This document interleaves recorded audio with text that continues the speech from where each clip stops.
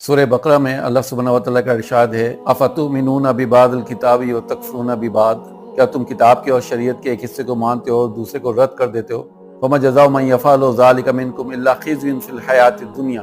تو یاد رکھو تم میں سے جو بھی یہ روش اختیار کرے گا ہم اس کو دنیا میں ذلیل خوار کر دیں گے، ویوم القیامۃ یردون الی اشد العذاب، اور قیامت کے دن شدید ترین عذاب میں جھونک دیں گے، وما اللہ بغافل عما تعملون، اور اللہ سبحانہ و تعالیٰ اس چیز سے غافل نہیں ہے کہ جو تم کر رہے ہو۔ یہ اس آیت کی تصدیق کرتی ہے جو ہم نے اس سے پیچھے والے ایپیسوڈ میں ریکارڈ کرائی تھی کہ یا ایھا الذین آمنوا ادخلوا فی السلم کافہ، اے ایمان کے دعوے دارو داخل ہو دین میں پورے کے پورے۔ کتاب کے اور شریعت کے ایک حصے کو ماننا اور دوسرے کو رد کر دینا اللہ تعالیٰ کو بہت ہی ناگوار لگتی ہے یہ چیز، اور اللہ تعالیٰ نے دنیا میں بھی ذلیل خوار کرنے کی بات کہی ہے اور آخرت میں شدید ترین عذاب میں جھونکنے کی بات کہی ہے۔ اللہ تعالیٰ ہم سبھی کو محفوظ رکھے اور مکمل شریعت کی پابندی پر کاربند ہونے کی